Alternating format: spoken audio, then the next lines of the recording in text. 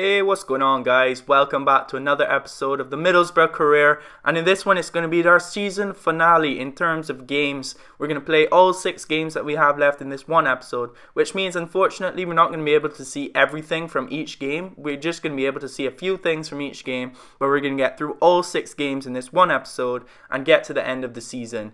And we'll make a reveal of what happens at the end of the season in a follow-up episode directly after this one, so you can look forward to that. Anyway, so going on, we're looking at the first game of this episode, and it's against Arsenal, which unfortunately, as everyone knows, Arsenal is a very, very good club. And for us, I think it's going to be a hard match. Not going to lie, it's going to be a very hard match. And we're just hoping to get the 3 points, or even anything from this game we could get would be good. Because, you know, with our track record, it's never really easy for us to get points. So anything we get from this game would be great.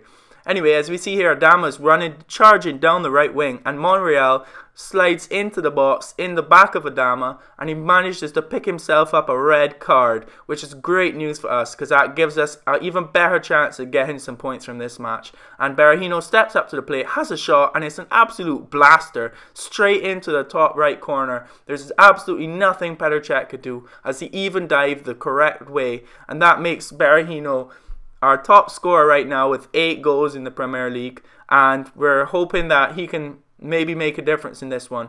As you see here, the next attack of the game, Ozil passes the ball in, Giroud controls it onto his chest and manages to slot the ball around Valdez at the near post, which is pretty unfortunate because Tejadvaj was the man marking him. As we know, he's been a beast this season, so it's kind of unfortunate that he was in the wrong position to defend that one, and we're going to have to settle with a 1-1 at halftime. As you see there, they've been the better team, to be honest. 3 shots, 2 on target, 64% possession to our 1 shot, which was a penalty of all things. But anyway, we're going to have to settle with this one. As you see, Arsenal here again having many shots at goal, and Santi Cazorla picks the ball up outside the D, and when he turns, he has a shot and it arrows into the top right corner. Similar position to where Berahino's penalty was, and that unfortunately means Arsenal have turned it around and there's nothing we could have done there. But Victor Fisher picks the ball up, he goes into the box, and Debuchy stops him from running further. He blocks him off basically, and he steps up to take the penalty himself. He tricks Cech by going the other way, and Cech stayed in the middle. He didn't know where to go, what to do. And Victor Fisher has managed to rescue us a point in the 90th minute, which is good news for us because, as I said at the beginning of this game, we didn't expect to get anything from this match. And really, we didn't play well enough to get anything from this match either. So we have to count our lucky stars when we get them, because God knows we don't get much luck in this game for the last season or so. We're going to be happy with this one with a 2-2 draw against Arsenal, and we can't really complain because that puts us 1 point more than we had before, 1 point more than we expected, and we're going to push on to the next game, which is against Bournemouth of all people, and we're going to try and make a difference in this one.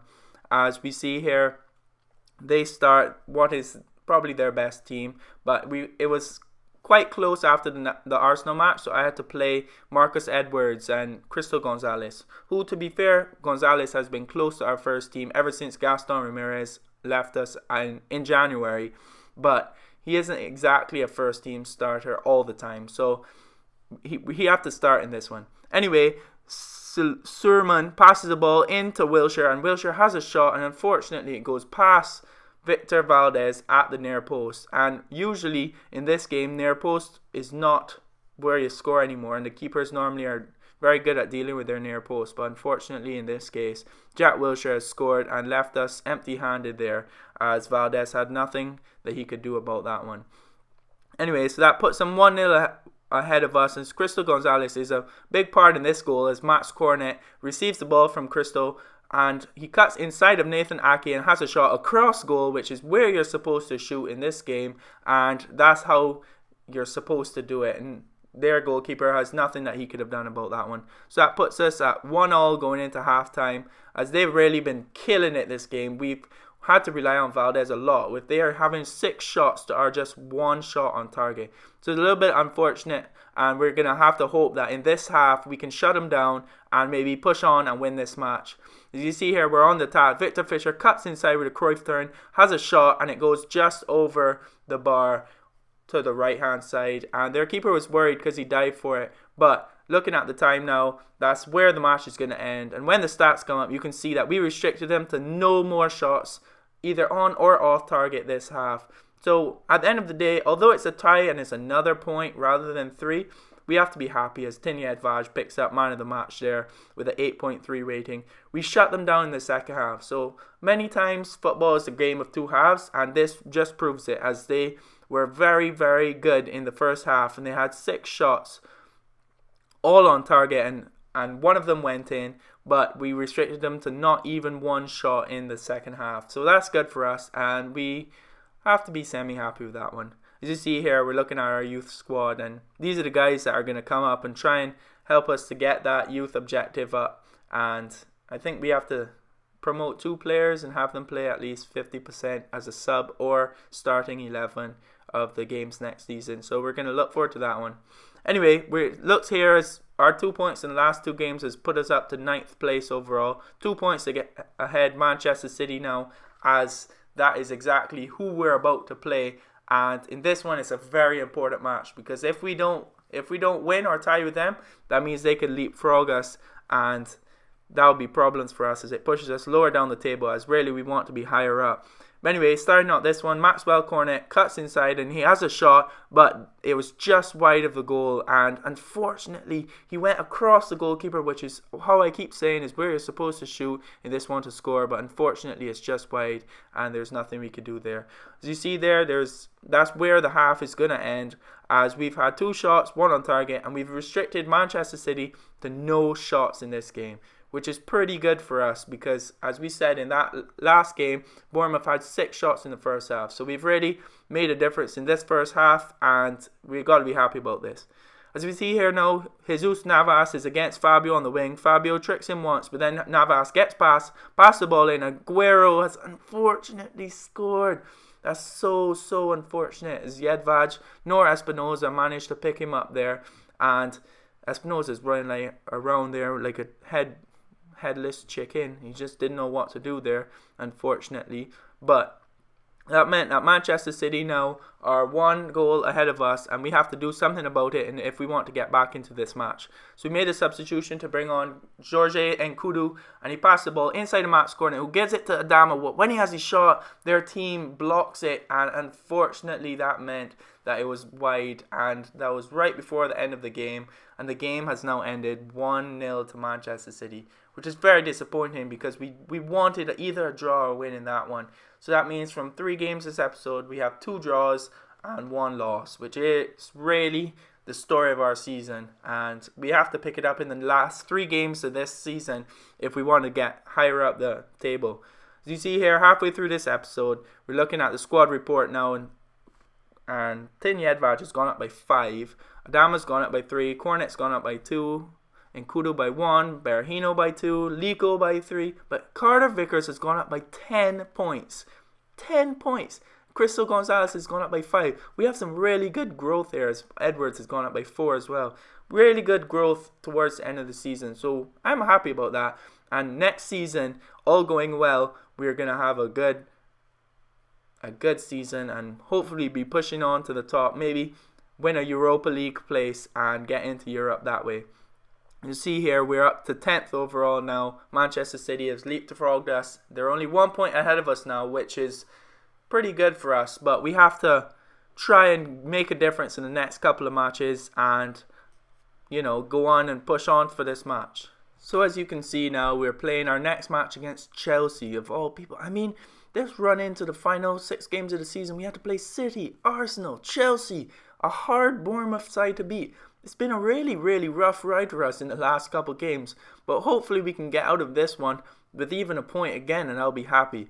But if this is anything like Middlesbrough's season this season, because normally the first season in FIFA, they try and match the fixtures, so as long as the fixtures haven't been rearranged too much, this is going to be a hard end of the season for Middlesbrough in real life.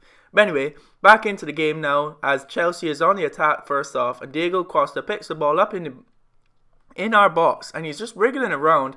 Eventually it's been tackled away by Sane and cleared by Fabio, and that is a pretty boring match. No shots on target from either team in the first half. we've had more possession, but I guess that's good for us because that means that we're doing a good job defensively. As you see here, second half, Matic picks the ball up, has a shot on goal, and it is cannoned off the post, and that's good for us because if that had gone in, I would have been so disappointed. As you see there, a bit of absolute BS as Fabio has given away, I'm saying that in quotation marks, obviously you can't see me doing them, I'm an idiot. But anyway, Fabio's given away a penalty and Hazard steps up to take it, and he doesn't even need to save it because Hazard fluffs his lines and chips it, tries to be cheeky, chips it over the bar and onto the roof of the net, which is good for us, but unfortunately for them, because, well, I mean, I guess it's karma because that was not a penalty by Fabio. Hazard was trying to bicycle the ball and Fabio was there trying to defend it. You see here, Avenatti has a good shot, but I think it was going just over the bar. Courtois makes a good save. And that's how the game ends. But that's the same FIFA BS that happens to us all the damn time, where penalties are given when they're not supposed to be, or fouls are given when they're not supposed to be. And it's just so unfortunate. But anyway, we got away with that one because Hazard is being Hazard and he's being so cheeky and full of himself. He tries to chip the goalkeeper off a penalty, which is not a good one, and it goes over the bar. Anyway, here's a nice surprise. We've discovered here now that Middlesbrough are the best defensive team in the league. Let that settle in for a minute. We are the best defensive team in the league. How great is that? I mean, shocking, but it's great. I guess all of those nil-all draws, boring nil-all draws are paying off now. Jesus. Anyway, I have to be happy with that one because right below us, tied for first to be fair, is Manchester United, who are winning the league. Yeah, I know. How unrealistic is that?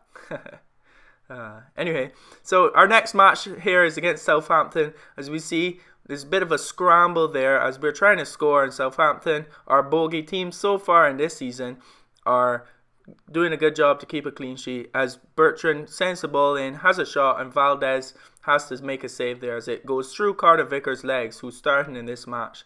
And Valdez makes a good save as Max Cornet now in our next attack is running in. He cuts inside, has a shot, and Fraser Forster makes a save, and it's eventually cleared. But it's been a pretty end-to-end first half in this one, and unfortunately I forgot to show the stats, so I don't know exactly how many shots there was. But in this one, Long has a shot there, and Charlie Austin, unfortunately, again, has scored in order to put them 1-0 up. It's so unfortunate. When you see the replay here, I don't even know if he's the one that scored because Yadvaj tries to clear the ball and Austin tries to shoot the same time. So I don't know if Austin touches it and Yadvaj kicks him and then falls over. I don't know what happens there. But at the end of the day, Southampton are 1-0 up against us, which is kind of unfortunate because we really needed the 3 points in this one. In this last couple of games, we really haven't done well. Sané there got lucky when he had the shot. It bounced back to him off of Van Dijk, and he puts the ball in the back of the net, which is great news for us because it ties the game up and stops us from taking another loss in this episode. But we really wanted a win in this one, and Sané is he scored in the last, I think, in a match earlier this episode, and he scored again here in this one, and that's pretty good news for us. I think that's our second goal of the season. Maybe even his third. And yeah, so that's good news. You see at the end here, 7 shots on and 6 on target for us, with 5 shots on target for them, 9 overall. And Aqua actually picks up man of the match because he's the one that assisted Sané, and he had a good game, you know. Anyway, back on track here, and Middlesbrough, the board is saying we're not on track because I don't know. Comment down below when you're playing this new FIFA. Is it not impossible to keep up with all the objectives? Because some of them are so difficult to do, like shirt sales or end the season with a certain amount of money. They're really hard, and I don't know. Maybe it's just me that's struggling. But leave a comment down below if you're struggling with all of these objectives as well. Anyway, last match of the season now. Yes, the season is against Liverpool again. So let's recap. We've had to play against Liverpool, Manchester City, Arsenal and Chelsea in our last 6 games of the season. That is absolutely atrocious. I mean, let's be honest here. Middlesbrough really, they wouldn't win any of those in real life, really. I mean, I can't really say that, but chances are they wouldn't, because as we all know, football is a game where anything can happen. But they wouldn't be. You, I don't even know what I'm trying to say. You wouldn't bet against them for losing those games. Put it that way. Anyhow, in this one, halftime coming up, and the only couple of things that happen is for Liverpool, Sturridge has a shot there, and it goes just over the bar. It wasn't on target there. As you see, Liverpool have one shot and we've had two, but nothing on target yet. And we have a little more possession, so things are looking slightly bright for us. We might be able to get a point from this match, which will be good news for us, because really we don't expect to get anything from this one either. As then Sue cuts inside here and Lovren takes him down in the box. So against Arsenal, we had 2 penalties, and now against Liverpool, Klopp is furious that Lovren is taking him down. And Negredo steps up, and when he has the shot, it goes wide. Yes, folks. That just shows how terrible at penalties I am this season. I score probably, 3 in every 5 penalties, which is a terrible record, because last FIFA, I would score maybe, 5 in 5, or 4.5 in 5. Anyway, I'm talking, but we see here, Sané again has come in crucial for us to score the goal in the 85th minute against Liverpool in our last game of the season to possibly win us 3 points. And it's a very scrappy one as it goes through both Lovren and Karius' legs and creeps into the back of the net. So we have to be happy about that one, because Sané has done a good job this episode in scoring for us. I think he scored 2 goals both in the last games, as we've ended up having 8 shots. Only one of them on target, unfortunately, but 8 shots, and that is how this one is going to end. So just a quick recap here. We had to play Liverpool, Chelsea, Man City and Arsenal in our last 6 matches for the season, which is pretty unfortunate. But anyway, stay tuned for our close-up video, and that should be coming very shortly, and I'll see you guys next time. Peace!